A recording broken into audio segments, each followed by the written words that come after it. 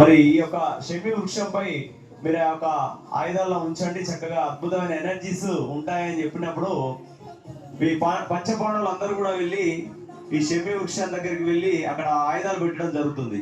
ఆ ఆయుధాలను ఈ షమి వృక్షం రక్షిస్తుంది.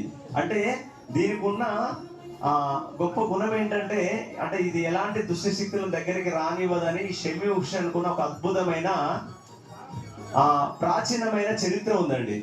దానికోసము అన్నీ చేస్తూ ఉంటారు. మరి విజయదశమి రోజు ఎందుకు చేస్తారు అంటే 100% విజయదశమి రోజే చేయాలి. విజయదశమి అన్నారు. విజయ అంటే విజయం, విజయం కోసం. దశమి అంటే 10 తలల వాళ్ళు అంటే 10 రకాలుగా చెడు ఆలోచనలు తీసేయమని అర్థం.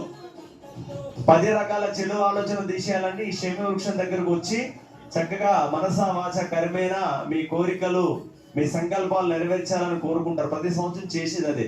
మళ్ళీ అందులో సామూహికంగా చేస్తూ ఉంటారు అందరూ.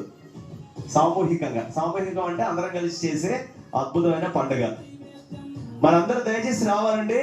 జై బోలో దుర్గా భవానీ మాతాకి, జై బోలో దుర్గా భవానీ మాతాకి, జై శ్రీకృష్ణ, జై జై శ్రీకృష్ణ అనండి. జై శ్రీకృష్ణ, జై శ్రీకృష్ణ.